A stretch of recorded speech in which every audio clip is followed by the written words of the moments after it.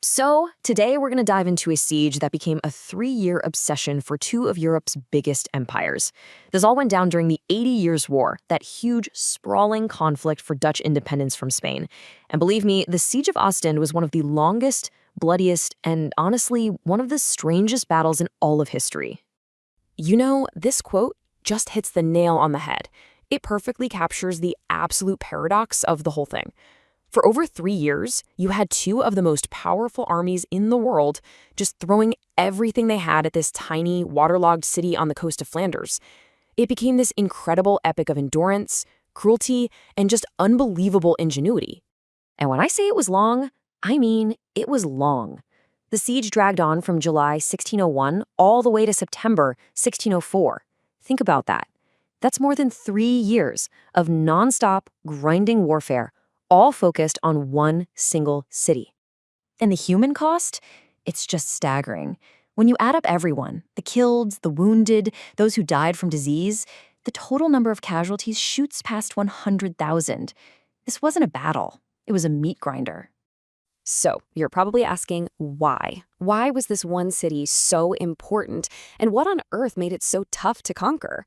Well, it all comes down to its really unique geography and its strategic spot on the map. Okay, so by 1601, after years of Spain clawing back territory, Ostend was the very last Dutch rebel stronghold left on the Flanders coast.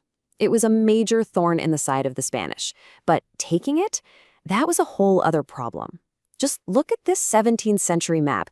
You can immediately see why.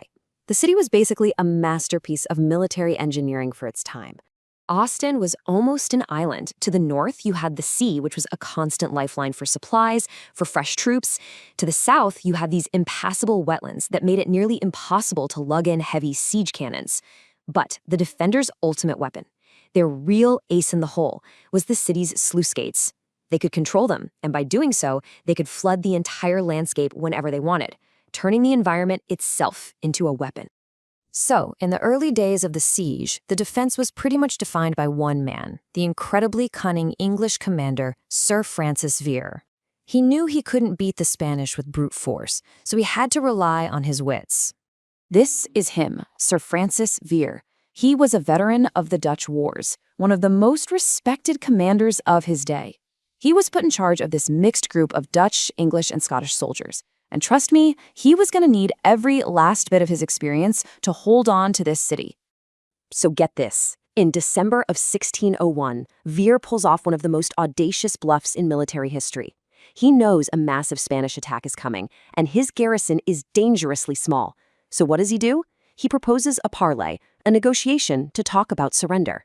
And then he just masterfully stalls for time. He makes excuses, he pretends to be offended, he even throws a Christmas Eve banquet for the Spanish negotiators. And just as the Spanish Archduke is getting ready for the big surrender ceremony, boom, 3 ships with 600 fresh troops sail into the harbor. Vere's gamble totally paid off. He immediately cuts off the talks, leaving the Spanish feeling completely humiliated and absolutely furious.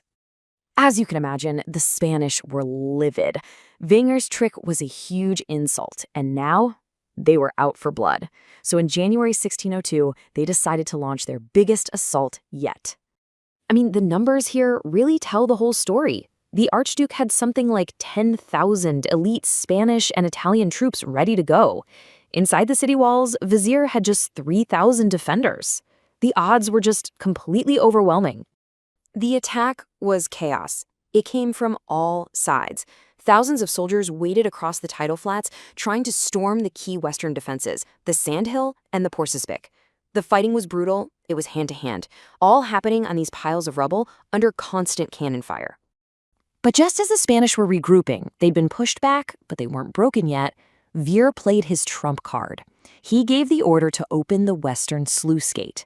A massive torrent of seawater just rushed out, sweeping hundreds of the retreating Spanish soldiers right out to sea. It was a complete catastrophe for the Spanish.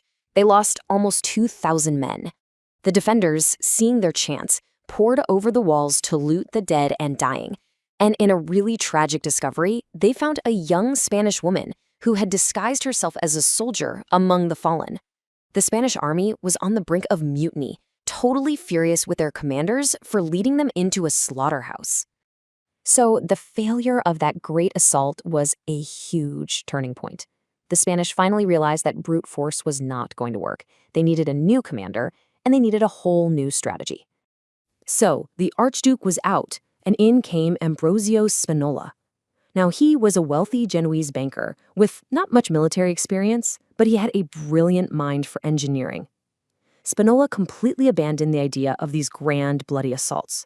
His plan was to slowly, methodically dig his way into the city, one trench, one fortification at a time. This was a fundamental shift in how sieges were fought. This was a new kind of war. It's what we call a war of attrition. For the next 2 years, the siege became this slow, agonizing grind. Progress wasn't measured in big breakthroughs anymore. It was measured in inches. And every single inch was paid for with human lives. Ostend was just systematically destroyed, piece by piece. Under constant bombardment, the defenders were forced to retreat to the eastern part of the city. And there, they built a final line of defense out of the rubble of their own homes, and according to some accounts, even the bodies of the dead. They grimly called this last little refuge New Troy. By September 1604, New Troy was pretty much all that was left. The exhausted defenders finally negotiated a surrender. Spinola had done it. He had won. But what exactly had he won?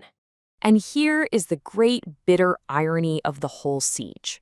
While the entire Spanish army was completely fixated on destroying Ostend, the Dutch commander, Maurice of Nassau, went and captured the crucial Spanish port of Sluis. And with Sluis in Dutch hands, the strategic value of Ostend just vanished. So let's just look at the final scorecard. Spain, the victor, gained a pile of rubble.